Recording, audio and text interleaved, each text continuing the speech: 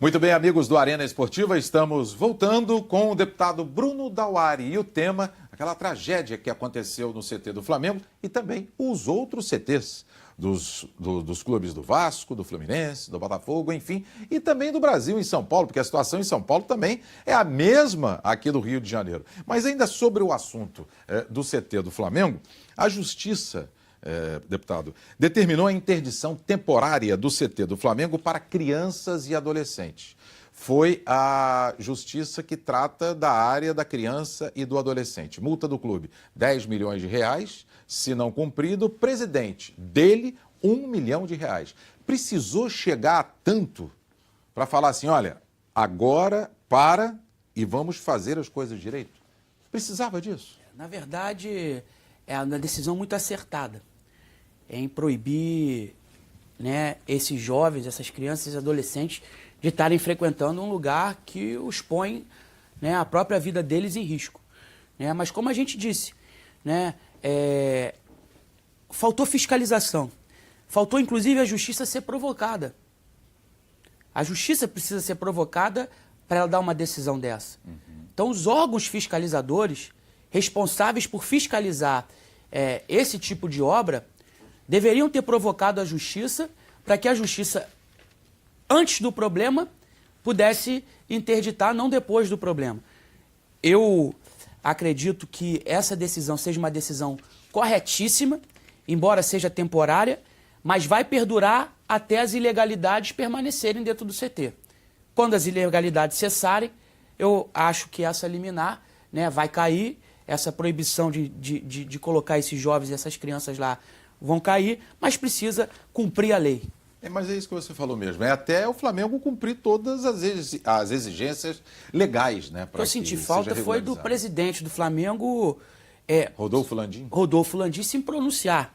Ele só deu declaração, né? Não deu entrevista, né? Pois é, né? Falar sobre, deixar com que as perguntas, com que as respostas pudessem satisfazer todas as perguntas Sim. dos jornalistas, da sociedade e dos órgãos. A gente espera que o presidente do Flamengo possa restabelecer aí esses laços com a própria mídia, porque a sociedade quer uma resposta. Com certeza. E tem o dever disso, né, Bruno? Tem o dever, deputado. Agora, não é só a família dos jogadores que precisa de uma assistência. Você imagina aquele segurança, teve um segurança do Flamengo que estava lá e me parece mais 2 funcionárias que também passaram naquele momento triste para ajudar a tirar os garotos. Então, é uma assistência psicológica às famílias das vítimas, daqueles que conseguiram sobreviver. O Jonathan tem 35% do corpo queimado, né? Vai precisar fazer certamente várias cirurgias para poder fazer a reconstituição, né, da pele. E as famílias e os funcionários também, Bruno, que passaram momentos muito tristes. Você imagina tentar socorrer alguém e não conseguir. Como é que fica a cabeça da pessoa? E a família? Exatamente. Eu fico muito preocupado quando os holofotes da mídia saem do fato. E aí todas essas preocupações expostas aí de indenizações, né, de respaldo para essas famílias, elas também saem do holofote. O que a gente tem que colocar em mente é que a gente não pode esquecer a história e o fato que ocorreu no CT do Flamengo. Eu acredito que o clube deve ser responsabilizado na justiça, de forma a indenizar essas famílias, e também administrativamente. Administrativamente, o clube precisa dar todo o respaldo a essas famílias, aos funcionários, a todos esses agentes envolvidos nessa tragédia, né? Porque é uma tragédia que vai marcar o resto da história desses jovens. Eu vi a entrevista, eu não me recordo o nome dele, era o tenente-coronel, que era o comandante ali no momento, na semana passada. Ele estava emocionado, Bruno. Eu o vi dando entrevista e vi na televisão, e ouvi no rádio. A gente via nas palavras do comandante do Corpo de Bombeiros que participou ali da operação para apagar o incêndio, ele estava emocionado. Que você imagina, Até 15 anos você não pode fazer um contrato profissional. A partir dos 16 anos você faz um contrato profissional e alguns iam fazer, mas com a autorização dos pais, porque ainda são menores, né? E aí uma pessoa que é preparada para salvar vidas, uma pessoa que está acostumada a momentos difíceis, de todo tipo de situação, porque aquele que é bombeiro sabe daquilo que vai enfrentar, né? É preparado para isso.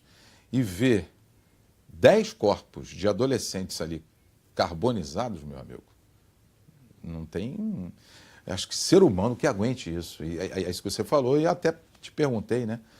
Sobre as famílias, o atendimento psicológico e dos funcionários. Quando um filho morre, todos os pais choram. Sim. Né? Sim. Então, essa foi o grande sentimento do brasileiro. É, né? verdade.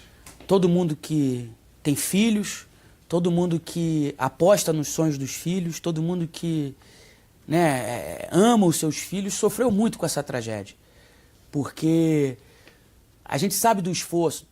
Todo mundo tem um amigo que tem um filho jogando futebol, ou um próprio amigo que passou por isso na carreira de futebol, e a gente sabe do grande esforço, da grande doação que esses jovens fazem quando se dedicam ao futebol. E o mais interessante, Rui, que o problema não é apenas no futebol amador, é no esporte amador como um todo. Sim. Né? É no surf, é no vôlei, é no basquete. A gente tem um problema crônico de falta de incentivo no esporte amador no Brasil. Sim. Né? Que eu costumo e repito, como eu disse aqui no início da entrevista, é a grande fábrica de talentos que a gente tem. Perfeito. Né? Não adianta a gente querer fazer um prédio pela cobertura. Não vai sair, né? A gente tem que fazer pela base, e é pela base que a gente precisa investir. Então, hoje há um problema crônico, central no Brasil, que é a falta do investimento no esporte amador como um todo, para que a gente evite essas tragédias e que a gente possa alimentar cada vez mais os sonhos desses jovens em estar em um grande clube, em ganhar a vida através do esporte. Sim. Porque o esporte transforma vidas. E é uma inclusão social, né? Sem sombra de dúvida. Junto com a educação, né? A educação e o esporte podem andar paralelos, né? Não há nada mais democrático do que o esporte. Com certeza. Ali a gente junta pessoas de todos os níveis, escolares, financeiros. Sim. Né? Então sim. Não há nada mais democrático que o esporte. Então a gente precisa ter um olhar com muito carinho ao esporte amador no Brasil, um incentivo até dos próprios empresários, né? Empresários que estão aí acostumados, né, a investir no futebol profissional, a investir no esporte profissional, olhar com um carinho maior, um cuidado maior, né, um olhar diferenciado para esse esporte amador que precisa de muito investimento. Investir no esporte amador é salvar esses jovens e esses adolescentes. Agora, esse problema que aconteceu no CT do Flamengo, deputado Bruno Dauari, não é só no Rio de Janeiro. Em São Paulo, a Prefeitura de São Paulo restringiu o uso do CT do São Paulo Futebol Clube. Do Corinthians, a mesma coisa. E o Ministério Público de São Paulo, ele também abriu investigação do porquê que estes CTs, o do São Paulo, no caso da base, que fica na capital paulista, na Grande São Paulo, e eles foram transferidos para Cotia, do porquê também não tem instalações adequadas e alvarás, autorizações para funcionar.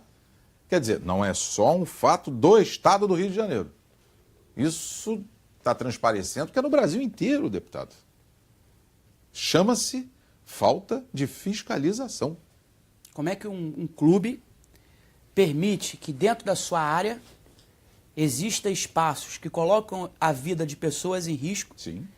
E espaços esses que não são sequer legalizados pelos órgãos responsáveis pela legalização? O que deve ser feito, deputado? Olha, eu acho que, principalmente, a gente tem que avaliar essa legislação, criar algum mecanismo que possa interromper o lobby dos grandes clubes nessas questões. Como eu disse, a gente não pode colocar o clube, a paixão pelo clube, à frente das vidas que compõem esse clube. Com certeza. Né? Com certeza. Então, o que a gente precisa é com que os órgãos fiscalizadores possam aplicar a legislação, e se essa legislação não for respeitada, que a justiça, que é o órgão responsável, possa interditar. Como fez no CT do Botafogo, né? Lá em Caio Martins, com a base, né? Mas eu acho que o Estado do Rio de Janeiro, através da Assembleia Legislativa, através do Ministério Público, através da própria Justiça, através da FERJ, pode se formar uma força-tarefa, né? Da gente fazer um debate aprofundado dentro da casa, para que a gente possa chegar até num rigor maior dessas punições, para que os clubes não se sintam impunes. Porque o grande mal disso tudo é a impunidade. A impunidade quando não é aplicada uma interdição, quando chega um auto de infração, a impunidade é o desrespeito ao não pagamento daquele auto de infração. Então todas essas impunidades e toda hora isso sendo passando a mão na cabeça, deixando passar, chega uma hora que o copo fica cheio e aí... Transborda, né? Transborda. Um detalhe, esse do Caio Martins, a Polícia Civil só foi lá porque houve denúncia. Paredes rachadas, fios expostos, e lá está a base do Botafogo. O clube sabia disso. Então por que deixar aqueles garotos viverem ali? Por quê? Teve que acontecer uma denúncia para que a polícia fosse lá e interditasse o local? Será que precisa dar força para isso? Rui, o futebol amador, ele não tem tanto interesse, como eu disse aqui, para o mercado financeiro, para o mercado da bola. A não ser quando é um talento extraordinário. Quando ele arrebenta, né? É verdade. Mas, justamente, essa falta de investimento no futebol amador, essa falta de preocupação com o futebol amador, é resultado dessas péssimas condições. Como é que você quer formar um jogador para atuar no seu clube sem dar condições a ele? Fica complicado. Fica muito complicado. Então, assim, eu aproveito o programa, a audiência do programa, para pedir que a gente possa fazer uma força-tarefa, órgãos, empresários, as instituições responsáveis, para que a gente possa dar um foco maior no futebol e no esporte amador. Eu acho que o grande problema é essa falta de incentivo ao esporte amador, ao futebol amador, é resultado dessas tragédias. Bem, nós chegamos ao final do Arena Esportiva e o tema foi o incêndio no CT do Flamengo, Ninho do Urubu, que matou 10 adolescentes da base rubro-negra e feriu 3, sendo um em estado grave.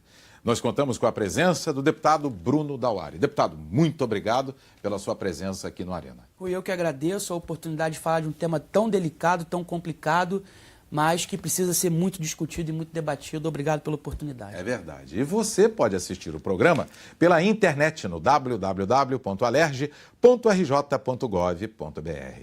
TV Alerj, o canal do povo fluminense.